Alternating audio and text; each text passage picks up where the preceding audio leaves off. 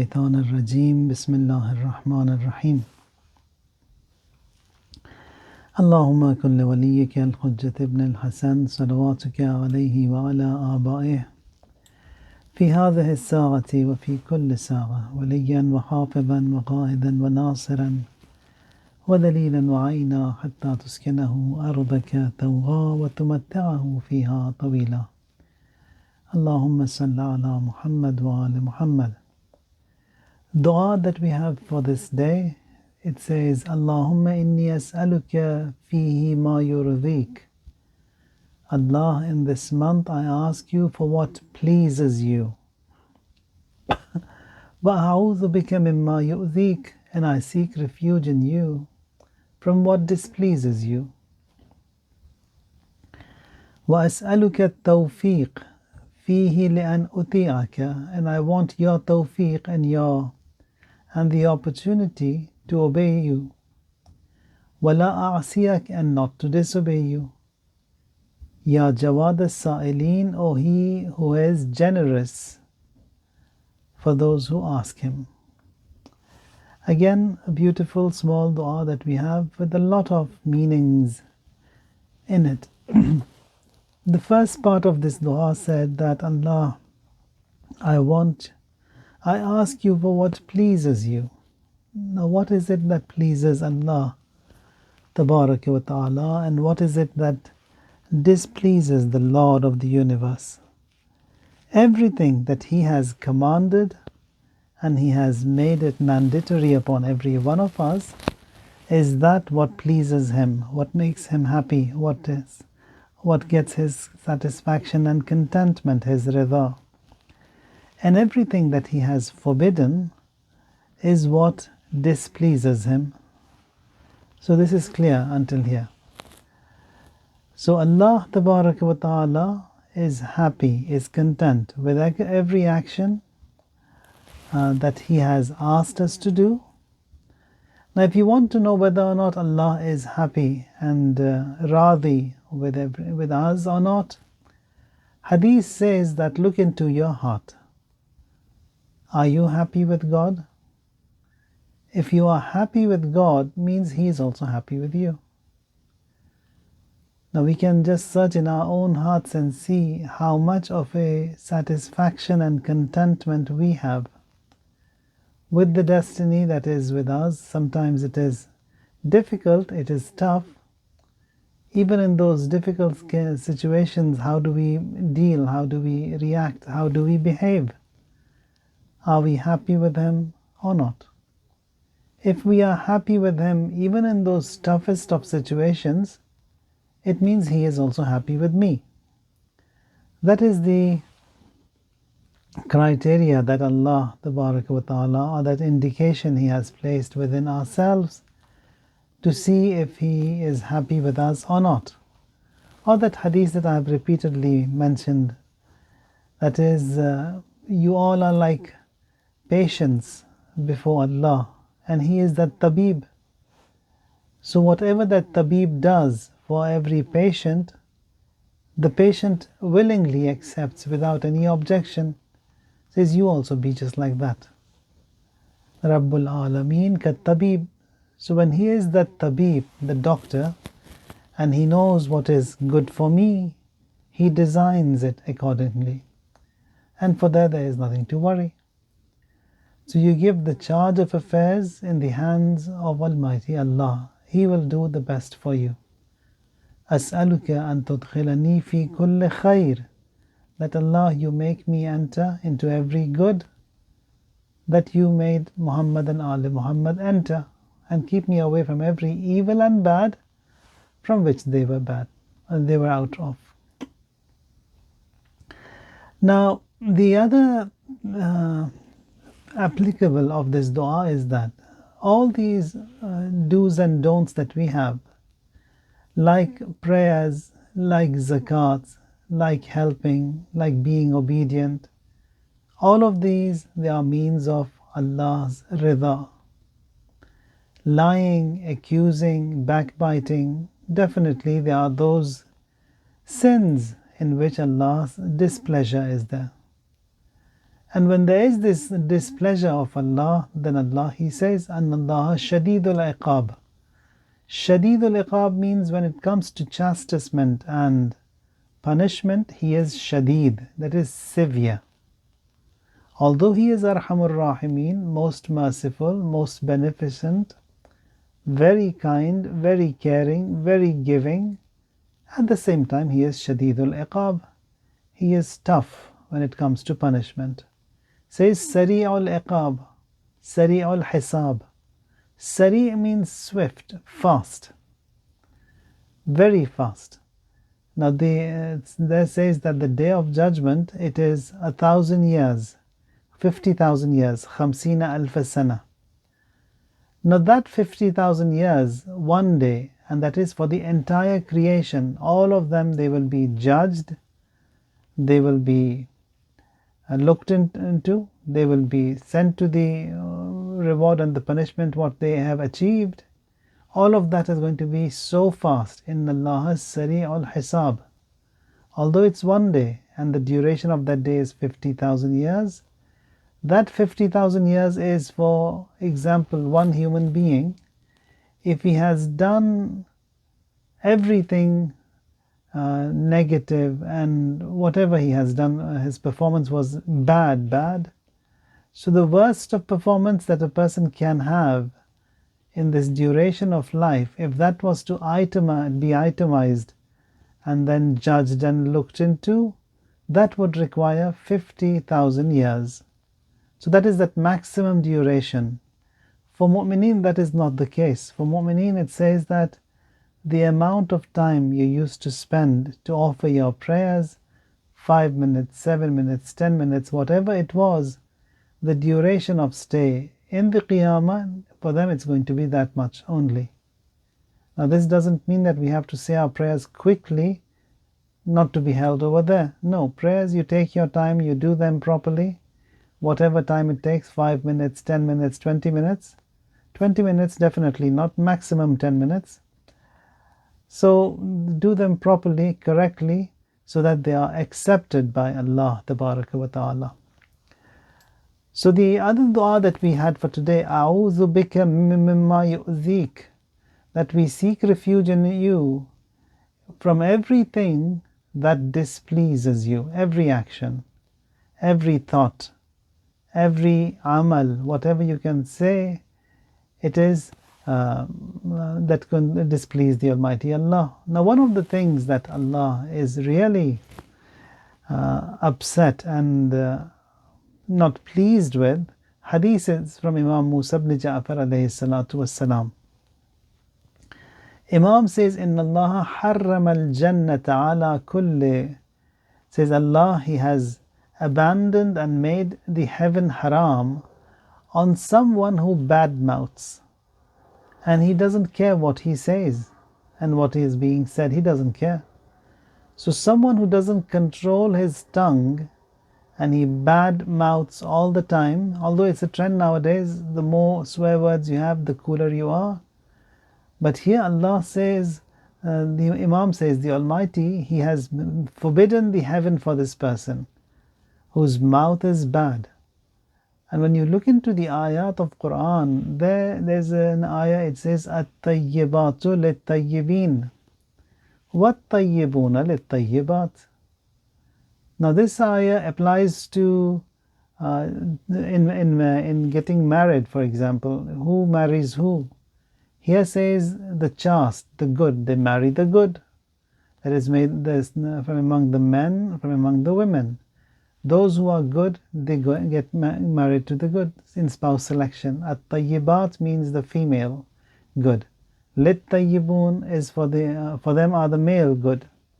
Wat-tayyibuna lit-tayyibat. Likewise, the good for the spouses in the male, for the females. Now, on a larger scale, when you want to understand this ayah, says At-tayyibatu lit-tayyibin means the heaven is tayyib, is good. Who is that heaven for? It's for those who are tayyib themselves. Tayyib in Arabic means good. So tayyib, the heaven, which is all good and all pure, It's for those who are pure, who are good, that is, from among the men and the women. At-tayyibatu lit-tayyibin. Wat-tayyibuna lit-tayyibat. And likewise. So, someone who badmouths, who has a bad mouth, and then who swears every now and then, for him it says here, Allah has made the heaven haram on him. Now the other dua we asked Allah, وَأَسْأَلُكَ التَّوْفِيقِ فِيهِ, and we ask for you for all the tawfiq on this day. لِأَنْ أُطِيعَكَ, so that I am obedient to you. وَلَا أَعْصِيَكَ, and that I don't disobey you. يَا جَوَادَ السَّائِلِينَ, O He who is generous towards those who ask. There is a hadith from our ninth Imam, Jawad alayhi salatu wassalam. Imam says, a mu'min, he has three qualities. The first one is that tawfiq he is muwaffaq, meaning that Allah has given him a lot of opportunities to do. You've seen some people, they are blessed. Their life is blessed with all barakat. Whatever they do is mubarak.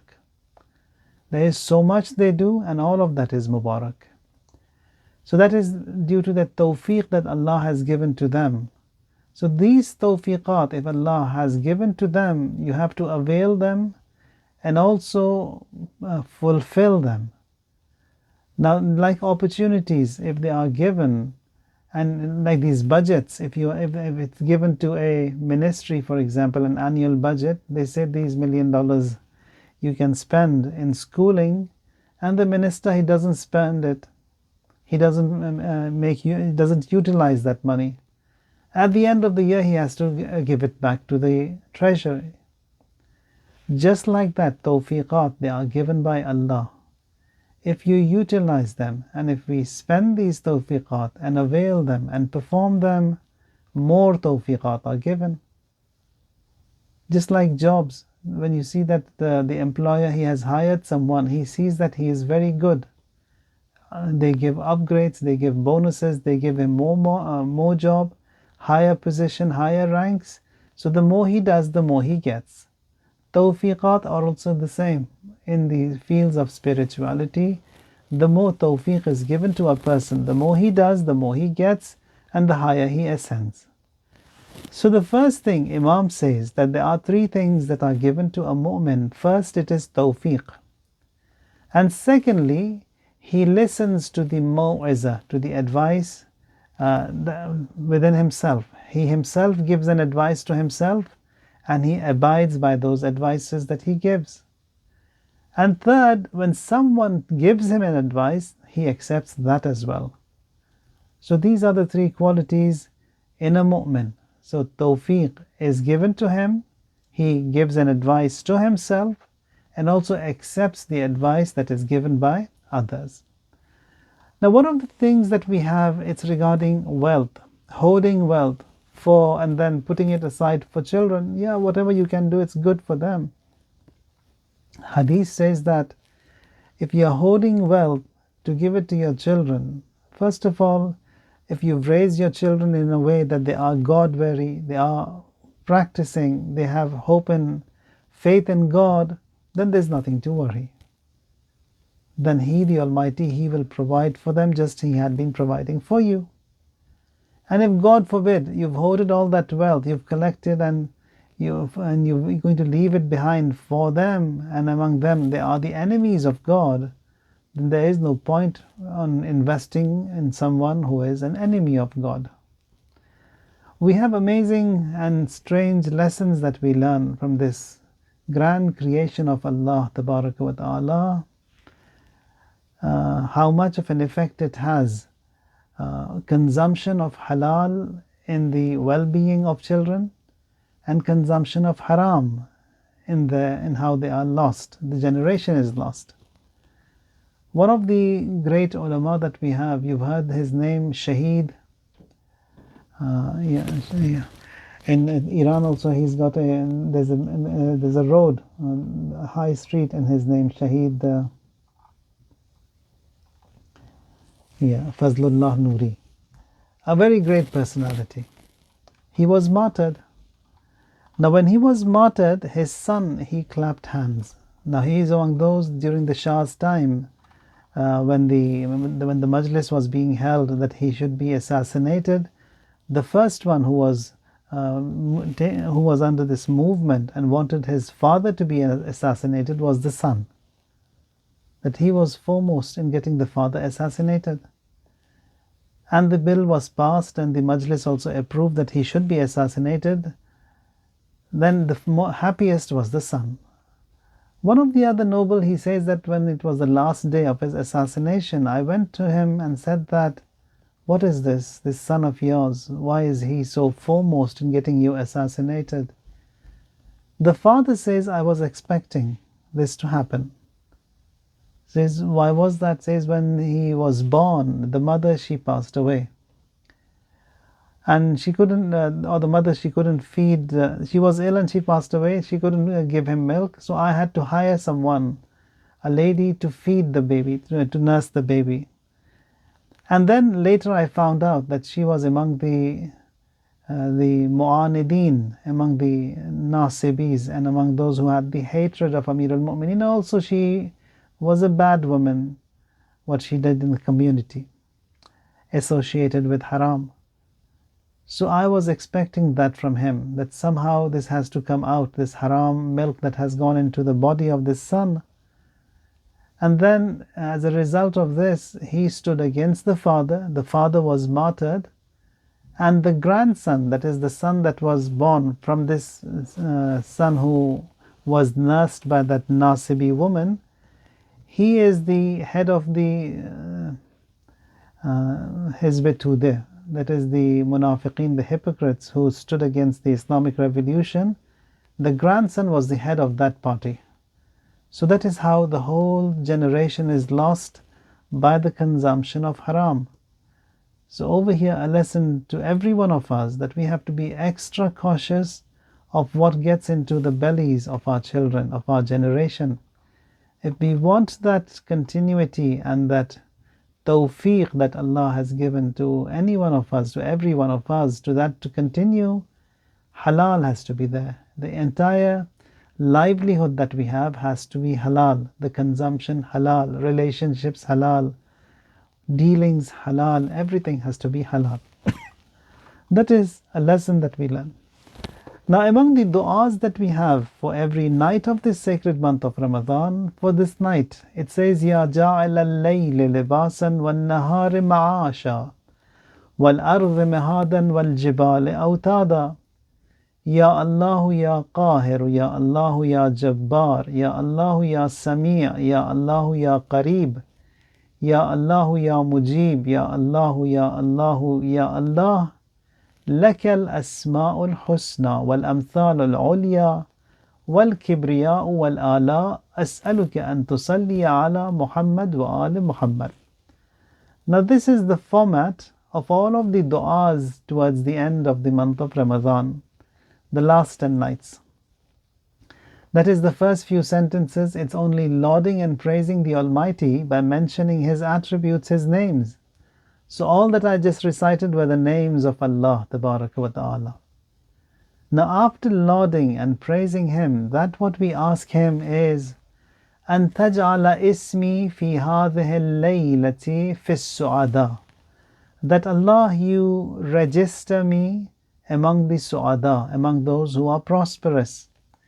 وروحي مع الشهداء, and my soul with the shuhada, with the martyrs.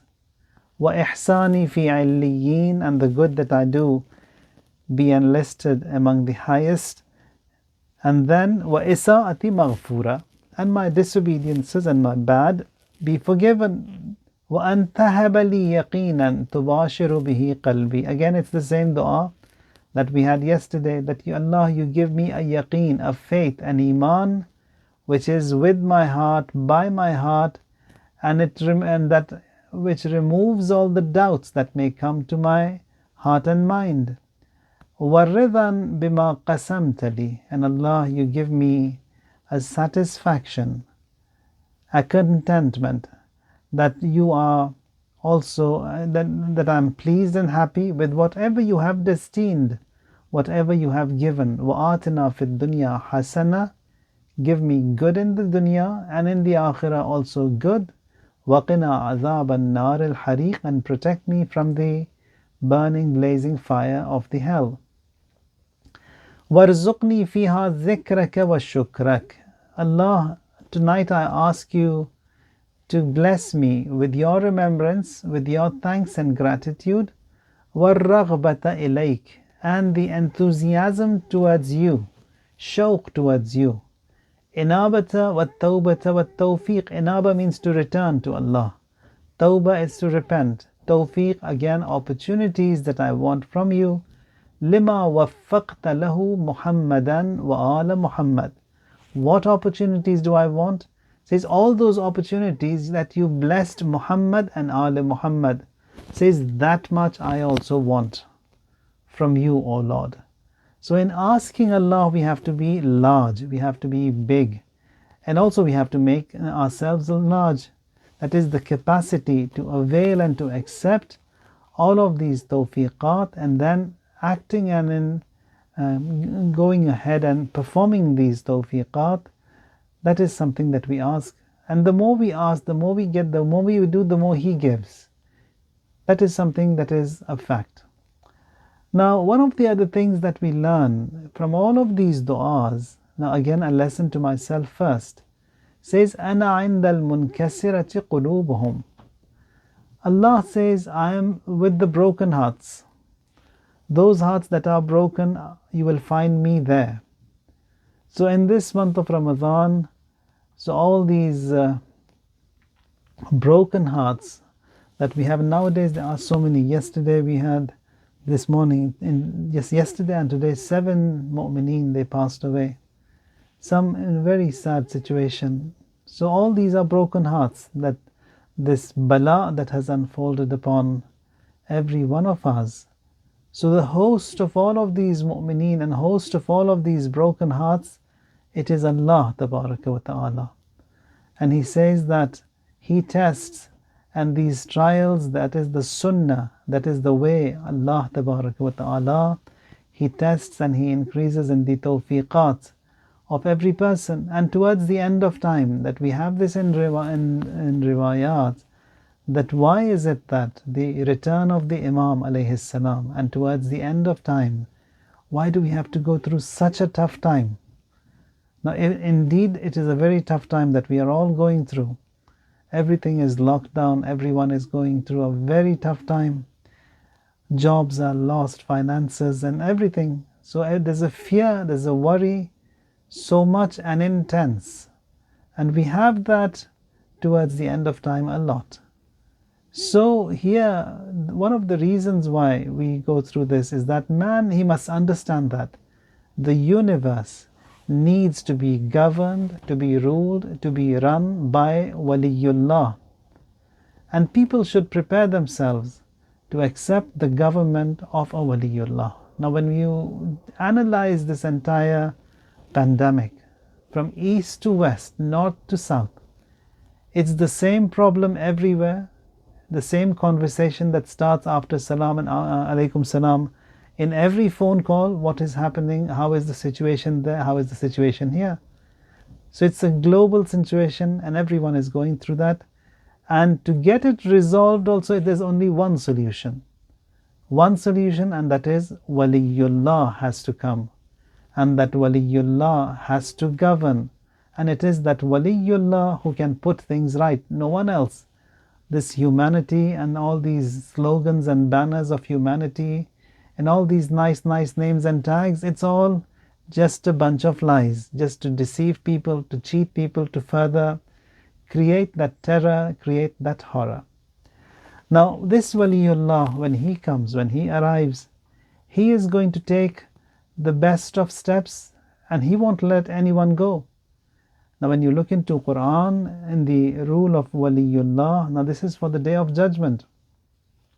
There says that إِذِ الْمَوْءُودَةُ سُئِلَتْ بِأَيِّ ذَنْبٍ قُتِلَتْ, that Allah, He will be there. He will say that that girl who was buried alive, why was she buried alive?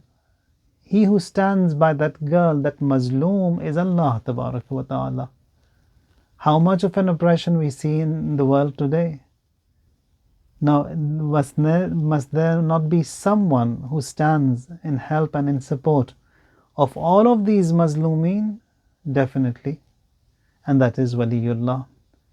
So when we look and see this painstaking situation that we are in, perceiving the need of Waliullah, it is not easy for the mankind at large, but by afflicting them with such a trial and bala, you see that all the minds, they are focused towards one direction, that we need a Messiah, we need someone to return. And that feeling, that sensation of a Messiah, that was not possible in every mind but with this pandemic. So we see that mu'mineen, they start to understand the need. Mu'mineen, they see an oppression, they know the need. The lesser we work in educating the people, the lesser we serve in bonding mankind with the Waliullah, these trials, they will continue to take place and bala will occupy the space. For that to be removed, we have to work. Nothing else but that we understand that there is a need, there is a requirement, there is a demand, and we need a Waliullah. We need Imam al-Asr, alayhi salatu wassalam. And without him, nothing can be put right. Nothing can happen. Nothing can improve. And in this dua iftitah also that we ask, it's the same thing, that Allah hasten in His return, and that we be firm in these last days, in these days of tests and trials. And one of the du'as that Imam has mentioned that you keep repeating is, Ya Allahu, Ya Rahmanu, Ya Rahim, Ya Muqallib al-Qulub, Thabbit Qalbi ala Dinik. Ya Allah, Ya Rahman, Ya Merciful, Ya Rahim, O Compassionate, Thabbit Qalbi ala Dinik, keep my heart firm on your deen, on your religion. And it is the same dua that we are reciting every night and every day of this sacred month of Ramadan. Ya Allah, between us, Quran and Ahlul Bayt, never ever come across a moment of separation. Count us all among the best of the followers of Imam al-Asr alayhi salam. Count us all among all those who are preparing for the safe return of the Imam alayhi salam. Those who have passed away, Ya Allah, especially recently, from among our loved ones, from among the mu'mineen, and all of them who have passed away in the past, all of them be forgiven, all of them be given the highest ranks and statuses with the Ahlul Bayt alayhimus salam. Our children to be enlisted among the best of Muslims, mu'mineen who are struggling, who are ill, who are ailing, all of them be graced with shifa. Allah hasten in the return of our Imam. Count us all among the best of His servants, and Islam and Muslimeen to be given izzat, height and might. Kufr and shirk and nifaq be removed from the surface of this world. وعجل في فرج مولانا صاحب الزمان وسبحان ربك رب العزة عما يصفون وسلام على المرسلين والحمد لله رب العالمين. اللهم صل على محمد